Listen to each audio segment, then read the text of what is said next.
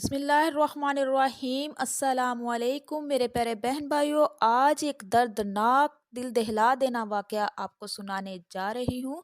एक हाफ़िज़ कुरान लड़की पर अल्लाह का दर्दनाक अज़ाब क्यों आया?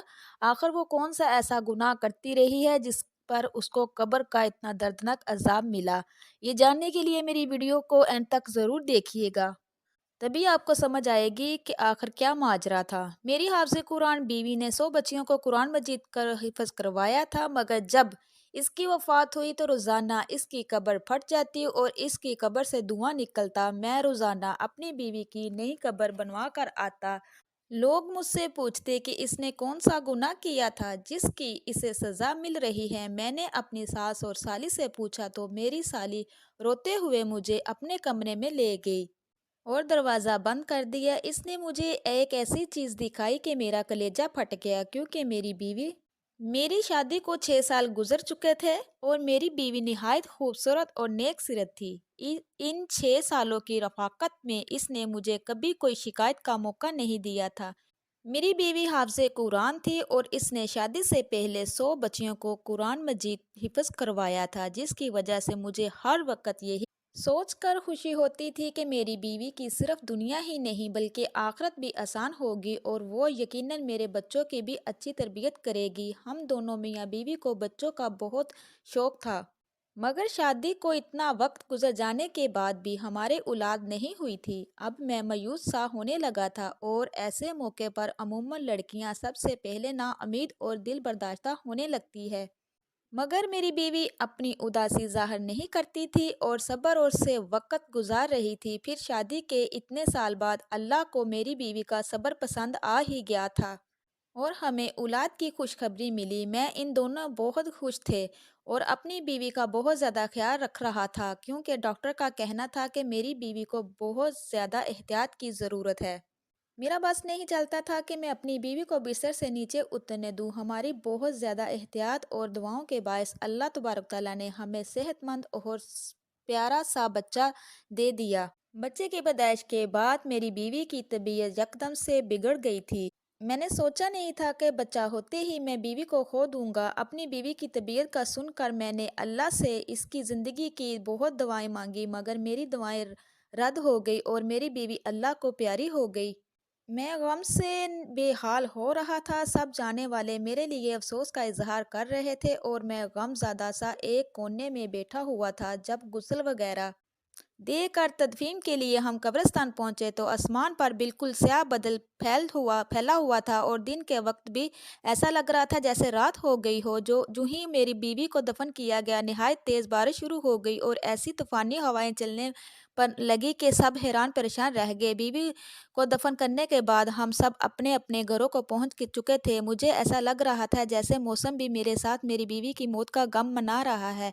रात देर तक तेज़ी तूफ़ानी बारिशें होती रही। मेरा बच्चा फ़िल वक़्त मेरी बीवी के घर वालों ने सँभाला हुआ था। वो लोग भी मेरे घर पर ही क़याम थे। इसलिए भी मैं बच्चे की तरफ से बेफ़िक्र होकर अपने कमरे में अकेला बैठा अपनी बीवी को इसे याद कर के आँखें भरी जा रही थी और रोई जा रहा था। रोते-रोते मेरी आँख लग चुकी थी। सुबह के करीब मैंने ख्वाब देखा कि मेरी बदहाल सी बीवी बहुत बुरी तरह रो रही है। अपनी बीवी को इतनी बुरी तरह रोते देखकर मैं तड़प उठा था और ऐन इसी वक्त मेरी आंख खुल गई। बाहर तूफानी बारिशें और हवाएं अभी थम चुकी थी और आसमान भी साफ हो चुका था। अब मुझे वो ख्वाब परेशान कर रहा था। इसका इस तरह रोना ख्वाब में मुझे खैर आहट में मुब्तला कर रहा था। मैंने घड़ी पर वक्त देखा तो फजर का वक़्त था। मैंने उठकर फजर की नमाज अदा की और अपनी बीवी की मफ़रत की दुआ करने लगा। वैसे तो मुझे पूरा यकीन था कि मेरी बीवी जैसी नेक सिफ़त, नमाजी और हाफ़िज़ कुरान औरत को अल्लाह ने कब्र की तंगी से भी निजात दे दी होगी।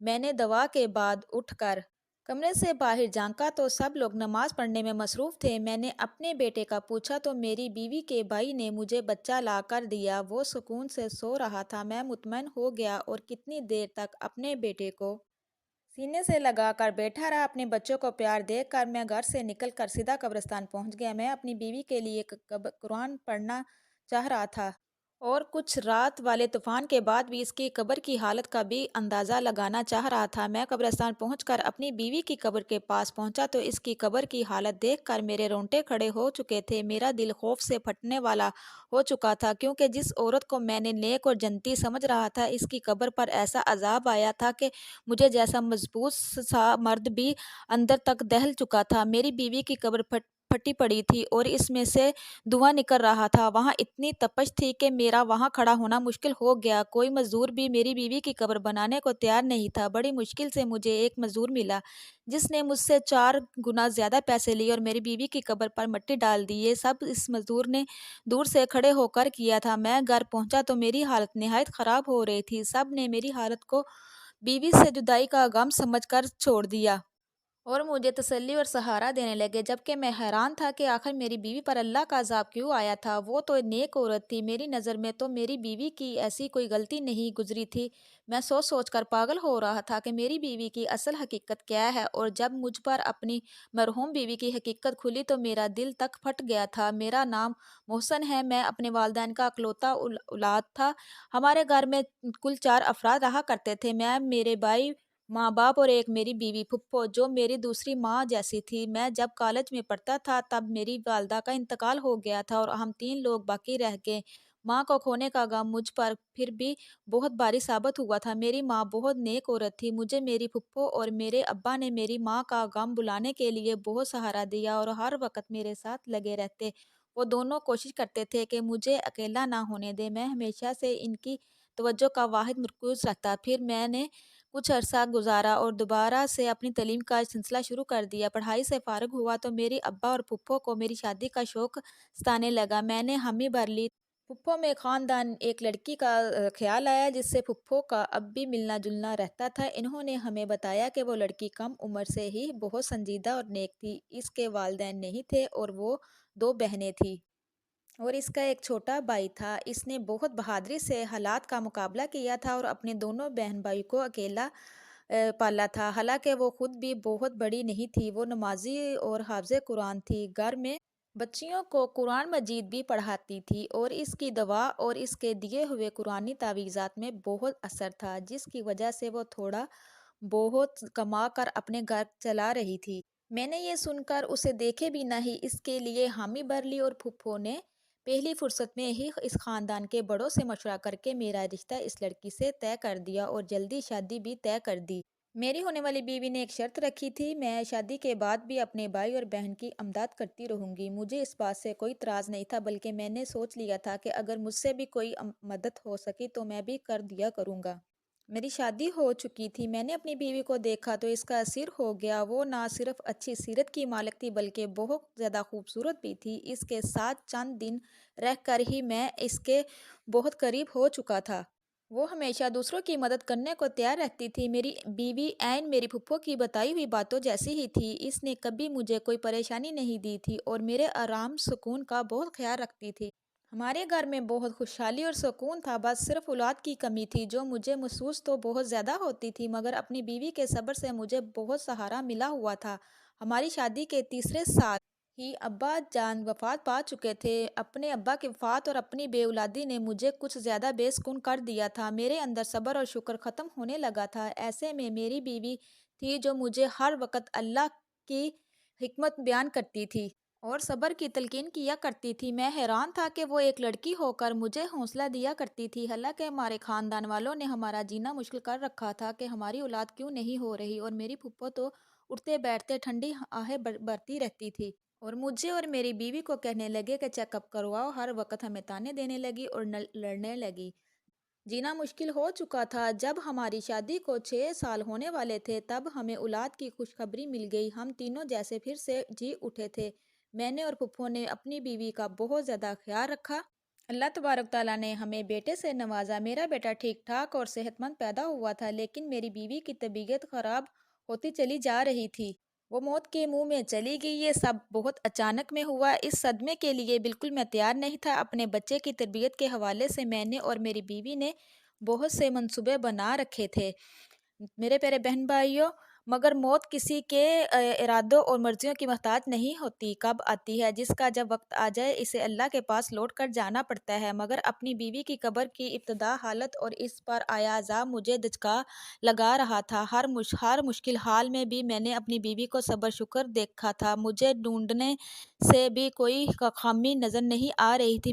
میں اتنا جانتا تھا کہ اللہ ناانصافی نہیں کرتا، ایسا تو ہو ہی نہیں سکتا کہ میری بیوی کی حقیقی اعمال سے اللہ ناواقف ہو کر۔ مجھے حیرت اور صدمہ تھا کہ میں اتنا عرصہ اپنی بیوی کے ساتھ رہ کر بھی اسے جان نہیں پایا۔ اگر میری بیوی کوئی گناہ کر رہی تھی تو کاش مجھے پہلے پتہ چل جاتا تاکہ میں اس گناہ سے روک لیتا اور اس عذاب سے بچا لیتا۔ میں پچھتاوا میں مبتلا تھا۔ گھر ان دنوں کیا چل رہا تھا اور میرا بیٹا راتوں کے وقت کون سنبھال رہا تھا مجھے کچھ خبر نہیں تھی۔ میں بس اپنی محرومہ بیوی کے لیے بے چین رہتا تھا اور اللہ سے اس کے لیے دعا کیا کرتا تھا۔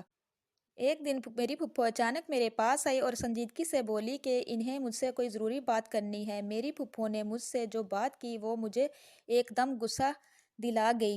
میری بیوی کو مرے ابھی بمشکل 20-21 روز ہوئے تھے کہ میری پھپھو میری دوسری شادی کرنا چاہ رہی تھی۔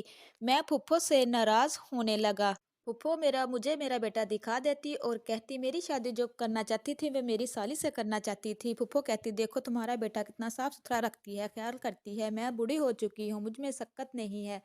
تمہارا جو سالہ ہے وہ باہر پڑھائی کے لیے جانا چاہتا ہے، وہ جاتے ہوئے یہ چاہ رہا ہے کہ اس کی شادی کر دی جائے، کوئی اچھا رشتہ نہیں مل رہا۔ میں سوچنے لگا، پھر میں نے سوچا میرے بیٹے کا کیا ہوگا، اس کی اگر شادی ہو گئی تو میں کام سے جاتے ہوئے ایک دن میں نے حامی بھر لی اور میرے جواب نے پھپھو کو خوشی سے نہال کر دیا۔ میرے جاتے ہی شاید انہوں نے پیچھے تمام تیاریاں شروع کر دی تھی۔ میں جیسے ہی کام سے شام کے وقت واپس آیا یہ دیکھ کر حیران رہ گیا۔ ویسے بھی میں نکاح کے لیے تیار ہو چکا تھا اور اپنے بیٹے کی خاطر یہ نکاح کر لیا۔ نکاح کے بعد میں اداس تھا، اپنے کمرے میں بند ہو گیا تھا۔ مجھے پریشانی تھی کہ نہ جانے میری یہ دوسری بیوی اپنی بہن کی طرح سمجھدار اور خوش مزاج تھی یا نہیں، اور یہ بھی کہ نہ جانے وہ میرا گھر کیسے سنبھال پائے گی۔ مجھے نہیں لگتا تھا میں کبھی دوسری بیوی سے بھی کبھی مطمئن ہوں گا۔ اس نکاح کے بعد بھی میرے وہی معاملات تھے۔ میں صبح سویرے کام پر چلا جاتا اور شام کے وقت گھر سے لوٹ کر آتا اور کمرے میں بند ہو جاتا۔ دوسری بیوی خاموشی سے میرا ہر کام سنبھالا ہوا تھا۔ میرا کمرہ بھی اب بالکل صاف ستھرا رہنے لگا تھا۔ نہ چاہتے ہوئے بھی میرا دماغ اس بات کو سوچنے لگا تھا، اور عجیب بات تو یہ تھی کہ آج تک میں نے اپنی دوسری بیوی کو نہیں دیکھا تھا۔ میں نہیں جانتا تھا وہ کیسی لڑکی ہے، کیونکہ میری پہلی شادی پر بھی اس نے مجھ سے پردہ کیا تھا، کیونکہ میری بیوی دینی معاملات کی سب سمجھ رکھتی تھی، اس لیے اس نے اپنی بہن کا مجھ سے پردہ کروایا ہوا تھا، اور وہ پردہ آج اس لڑکی سے نکاح ہو جانے کے بعد بھی قائم تھا۔ ایک روز میں کام سے جلدی واپس آیا تو اپنے کمرے میں اپنی دوسری بیوی کو دیکھ کر حیران رہ گیا۔ وہ اپنی بڑی بہن سے بھی زیادہ خوبصورت تھی، مگر ایسا نہیں لگتا تھا کہ میں حسن پرست تھا اور مجھے اس کا حسن متوجہ کر رہا تھا۔ مجھے جس بات نے اس کی طرف متوجہ کیا تھا وہ اس کے چہرے پر پھیلا سکون اور نرم تاثرات تھے۔ اسے دیکھ کر مجھے ایسا لگا تھا کہ جیسے وہ اپنی بہن کی موت سے بھی خوش اور مطمئن ہو۔ میں یہ بات سوچتے ہی اس عجیب کیفیت میں گر گیا تھا۔ میں نے اسے غصے سے دیکھتے ہوئے سوال کیا کہ وہ اتنی مطمئن کس بات پر ہے۔ میرا سوال یقیناً اس کے لیے عجیب و غریب متوقع تھا۔ وہ حیران اور پریشانی سے مجھے دیکھنے لگی تو میں مزید بولا کہ اسے اپنی بہن کی موت کا افسوس ہی نہیں، الٹا وہ اس کی جگہ لے کر بھی اتنی خوش کیسے رہ سکتی ہے جبکہ اس کی بہن جوانی میں موت کے منہ میں جا چکی ہے، اور اس کی آخرت بھی جانے کیسی ہونے والی ہے، کیونکہ اس کو قبر میں یہ عذاب جھیلنا پڑ رہا تھا۔ میں نے اپنے محروم بیوی کا یہ راز غصے میں سوچے بغیر اس بہن کے سامنے بول دیا، مگر میری بات پر جب اس کے چہرے کے تاثرات بدلے تو مجھے اپنی غلطی کا احساس اور میں چپ ہو گیا۔ میری دوسری بیوی کچھ دیر صدمے سے مجھے دیکھتی رہی اور پھر بری طرح رو پڑی۔ میں نے اسے روتا دیکھ کر بولا تھا، روتے روتے وہ ایسی بات بولنے لگی جس نے مجھے ساکت کر دیا تھا۔ میں بار بار کہہ رہی تھی کہ مجھے یہی خوف تھا کہ بڑی باجی سے اللہ ناراض ہو جائے گا اور اسے سخت عذاب دے گا، مگر وہ میری سنتی ہی نہیں تھی۔ میں اپنی بیوی کے الفاظ پر دنگ رہ گیا، یعنی میری محرومہ بیوی کچھ ایسا کرتی تھی جس سے اس کی بہن بھی واقف تھی اور اسے روکتی تھی۔ جب میں نے اپنی بیوی کی تفصیل پوچھی تو وہ گر پڑی تھی اور بات بدلنے کی کوشش کرنے لگی، مگر میں نے جب سچ جاننے کے لیے इल्तिजा की तो इसने मुझे अपनी बड़ी बहन की असलियत बताई, जिसे सुनकर मेरे होश उड़ गए थे।